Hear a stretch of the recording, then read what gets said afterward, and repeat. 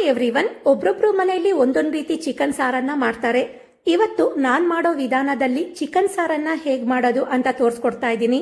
ಹಾಕೋ ಪದಾರ್ಥಗಳು ಒಂದೇ ಇದ್ರೂ ಮಾಡೋ ವಿಧಾನದಲ್ಲಿ ವ್ಯತ್ಯಾಸ ಇದ್ರೆ ರುಚಿಯಲ್ಲೂ ಕೂಡ ವ್ಯತ್ಯಾಸ ಇದ್ದೇ ಇರತ್ತೆ. ನಾನೀಗ ತೋರಿಸ್ತಾ ಇರೋ ಚಿಕನ್ ಸಾರು ಮುದ್ದೆ, ಅನ್ನ, ಗೀ ರೈಸ್ ಜೊತೆ ರುಚಿ ಇದ್ದೇ ಇರತ್ತೆ. ಜೊತೆಗೆ ಇಡ್ಲಿ, ದೋಸೆ, ನೀರ್ ದೋಸೆ, ರೊಟ್ಟಿ ಕಡುಬಿಗೂ ತುಂಬಾನೇ ರುಚಿಯಾಗಿರತ್ತೆ. ಈ ಸಾರು ಕುದೀತಿದ್ದಂಗೆ ಒಳ್ಳೆ ಘಮ ಬರ್ತಾ ಇರತ್ತೆ.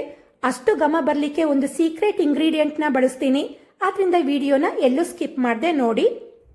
ಮೊದಲಿಗೆ ಮಸಾಲೆ ರುಬ್ಕೊಳ್ಳೋಕ್ಕೆ ಕೆಲವೊಂದು ಪದಾರ್ಥಗಳನ್ನ ಹುರ್ಕೊಳ್ಬೇಕು.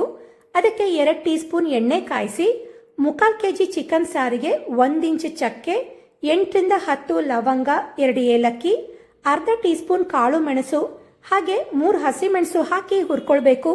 ಈ ಸಾರಿಗೆ ಖಾರದ ಪುಡಿನೂ ಹಾಕ್ತೀನಿ. ಅದ್ರ ಜೊತೆಗೆ ಸ್ವಲ್ಪ ಹಸಿಮೆಣಸನ್ನು ಕೂಡ ಹಾಕಿದ್ರೆ ಟೇಸ್ಟ್ ಚೆನ್ನಾಗಿರತ್ತೆ. ಹಾಗೆ ಸ್ವಲ್ಪ ಕಾಳು ಮೆಣಸು ಹಾಕಿದ್ರೆ ಕೂಡ ರುಚಿ ಕೊಡತ್ತೆ. ಇದನ್ನ ಫ್ರೈ ಮಾಡ್ಕೊಂಡ ನಂತರ ಇದಕ್ಕೆ ದಪ್ಪ ಹೆಚ್ಕೊಂಡ ಮೀಡಿಯಂ ಸೈಜ್ದು 3 ಈರುಳ್ಳಿ ಹಾಕೊಳ್ತಾ ಇದ್ದೀನಿ. ಹಾಗೆ 2 ಸಣ್ಣ ಉಂಡೆ ಬೆಳ್ಳುಳ್ಳಿ, 1 ಇಂಚಷ್ಟು ಶುಂಠಿ ಹಾಕಿ ಈರುಳ್ಳಿ, ಬೆಳ್ಳುಳ್ಳಿ, ಶುಂಠಿದು ಹಸಿ ವಾಸನೆ ಹೋಗೋ ತನಕ ಹುರ್ಕೊಳ್ಬೇಕು. ಇಲ್ಲಿ ನಾನು ಹುರ್ಕೊಳ್ಳೋಕ್ಕೆ 3 ಈರುಳ್ಳಿನ ತಗೊಂಡಿದ್ದೀನಿ. ಅದರಿಂದ ಕಾಯಿ ಕ್ವಾಂಟಿಟಿ ಸ್ವಲ್ಪ ಕಡಿಮೆ ಹಾಕೊಳ್ತೀನಿ. ಕಾಯಿಗಿಂತ ಈರುಳ್ಳಿ ಕ್ವಾಂಟಿಟಿ ಸ್ವಲ್ಪ ಜಾಸ್ತಿ ಇದ್ರೆ ಟೇಸ್ಟ್ ಕೂಡ ತುಂಬಾನೇ ಚೆನ್ನಾಗಿರತ್ತೆ. ಈಗ ಇದನ್ನೆಲ್ಲ ಚೆನ್ನಾಗಿ ಹುರ್ಕೊಂಡಿದ್ದಾಗಿದೆ. ಇದನ್ನ ಆರಿಸಿ ಒಂದು ಮಿಕ್ಸಿ ಜಾರಿಗೆ ಹಾಕೊಳ್ಳೋಣ. ಈ ಹುರಿದಿರೋ ಪದಾರ್ಥಗಳ ಜೊತೆಗೆ 2.5 ಟೀ ಸ್ಪೂನ್ ಅಷ್ಟು ಖಾರದ ಪುಡಿ, 2 ಟೀ ಸ್ಪೂನ್ ಅಷ್ಟು ಕೊತ್ತಂಬರಿ ಪುಡಿ, ಹಾಗೆ ಸ್ವಲ್ಪ ಕೊತ್ತಂಬರಿ ಸೊಪ್ಪು, ರುಬ್ಬಕ್ಕೆ ಬೇಕಾದಷ್ಟು ನೀರನ್ನ ಹಾಕಿ ಮಸಾಲೆನ ಮಾತ್ರ ಫುಲ್ ನೈಸಾಗಿ ರುಬ್ಬಿ ಇಟ್ಕೊಳ್ಬೇಕು. ಹಾಗೆ ಕಾಯಿನ ನಾವು ಸಪ್ರೇಟ್ ಆಗಿ ರುಬ್ಕೊಳ್ಬೇಕು, ಈರುಳ್ಳಿ ಜೊತೆ ರುಬ್ಕೊಳ್ಬಾರ್ದು. ಇಲ್ಲಿ ನಾನು 1/4 ಹೋಳಿಕೆಯಷ್ಟು ತುರಿದಿರೋ ಕಾಯಿಗೆ ರುಬ್ಬಕ್ಕೆ ಬೇಕಾದಷ್ಟು ನೀರನ್ನ ಹಾಕಿ ಎಷ್ಟು ಸಾಧ್ಯನೋ ಅಷ್ಟು ನೈಸಾಗಿ ರುಬ್ಬಿ ಇಟ್ಕೊಂಡಿದ್ದೀನಿ. ಇವಾಗ ಒಂದು ಕಡಾಯಿಯಲ್ಲಿ 2 ರಿಂದ 3 ಟೀ ಸ್ಪೂನ್ ಎಣ್ಣೆ ಕಾಯಿಸಿ, ಎಣ್ಣೆ ಕಾದ್ಮೇಲೆ ಇದಕ್ಕೆ ಅರ್ಧ ಟೀ ಸ್ಪೂನ್ ಸೋಂಪಿನ ಕಾಳು ಹಾಕೊಳ್ಳಿ. ಸೋಂಪಿನ ಕಾಳು ಫ್ರೈ ಆದ್ಮೇಲೆ ಹೆಚ್ಕೊಂಡ ಅರ್ಧ ಈರುಳ್ಳಿ ಹಾಕಿ ಫ್ರೈ ಮಾಡ್ಕೋಬೇಕು.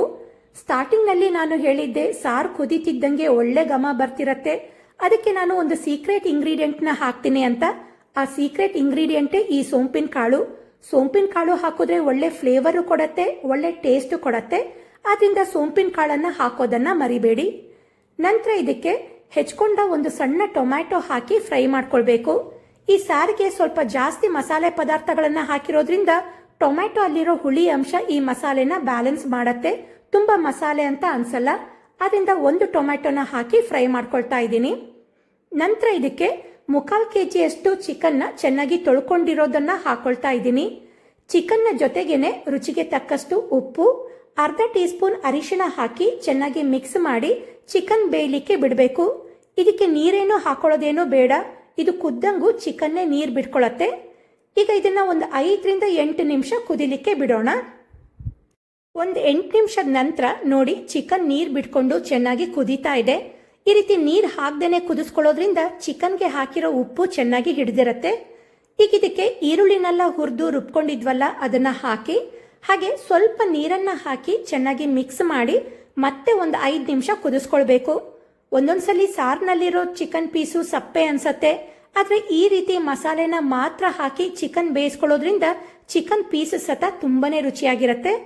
ಮಸಾಲೆ ಹಾಕಿದ್ಮೇಲೆ ಮತ್ತೆ ಒಂದು 5 ನಿಮಿಷ ಕುದಿಸ್ಕೊಳ್ಬೇಕು. ಮಸಾಲೆ ಎಲ್ಲ ಚೆನ್ನಾಗಿ ಕುದ್ಮೇಲೆ ಬರೀ ಕಾಯಿನಷ್ಟೇ ರುಬ್ಕೊಂಡಿದ್ವಲ್ಲ ಅದನ್ನ ಹಾಕೊಳ್ತಾ ಇದ್ದೀನಿ. ಹಾಗೆ ಸಾರಿನ ಕನ್ಸಿಸ್ಟೆನ್ಸಿಗೆ ಬೇಕಾದಷ್ಟು ನೀರನ್ನ ಹಾಕೊಂಡು ಸಾರನ್ನ ಚೆನ್ನಾಗಿ ಕುದಿಸ್ಕೊಳ್ಬೇಕು. ಹಾಕಿರೋ ಕಾಯ್ದು ಹಸಿ ವಾಸನೆ ಹೋಗಿ ಚಿಕನ್ ಪೂರ್ತಿ ಬೇಯೋ ತನಕ ಕುದಿಸ್ಕೊಳ್ಬೇಕು. ಈ ಮಸಾಲೆ ಎಲ್ಲ ಚೆನ್ನಾಗಿ ಕುದ್ದಿ ನೊರೆ ಎಲ್ಲ ಹೋಗಿ ಸೈಡ್ನಲ್ಲಿ ಎಣ್ಣೆ ಬಿಟ್ಕೊಂಡು ಬರೋ ತನಕ ಒಂದು 8 ರಿಂದ 10 ನಿಮಿಷ ಲಿಡ್ ಕ್ಲೋಸ್ ಮಾಡಿ ಕುದಿಲಿಕ್ಕೆ ಬಿಡೋಣ. ಮೊದಲೇನೆ ನಾನು ಹೇಳ್ದಂಗೆ ಸಾರು ಕುದೀತಿದ್ದಂಗೆ ಒಳ್ಳೆ ಘಮ ಬರ್ತಾ ಇದೆ. ಸಾರಿನ ರುಚಿ ಮಾತ್ರ ತುಂಬಾನೇ ಚೆನ್ನಾಗಿರತ್ತೆ. ಎಲ್ಲದಕ್ಕೂ ಒಳ್ಳೆ ಕಾಂಬಿನೇಷನ್. ನಾನ್ ವೆಜ್ಗೆ ಸ್ವಲ್ಪ ಖಾರ ಮಸಾಲೆ ಎಲ್ಲ ಮುಂದೆ ಇದ್ರೇನೆ ಟೇಸ್ಟ್ ಜಾಸ್ತಿ. ಈಗ ಒಳ್ಳೆ ಘಮ, ತುಂಬಾನೇ ರುಚಿಯಾದ ಚಿಕನ್ ಸಾರು ರೆಡಿಯಾಗಿದೆ. ನಾ ತೋರಿಸಿರೋ ವಿಧಾನ ನಿಮಗೆ ಇಷ್ಟ ಆಗಿದೆ ಅಂತ ಅನ್ಕೊಳ್ತೀನಿ. ನೀವು ಇದೇ ವಿಧಾನದಲ್ಲಿ ಮಾಡ್ಕೊಳ್ತೀರಾ? ಕಮೆಂಟ್ ಮಾಡಿ ತಿಳಿಸಿ. ವಿಡಿಯೋ ಇಷ್ಟ ಆಗಿದ್ರೆ ವಿಡಿಯೋಗೆ ಲೈಕ್ ಕೊಡಿ, ಶೇರ್ ಮಾಡಿ, ನನ್ನ ಚಾನಲ್ನ ಸಬ್ಸ್ಕ್ರೈಬ್ ಮಾಡ್ಕೊಳ್ಳಿ.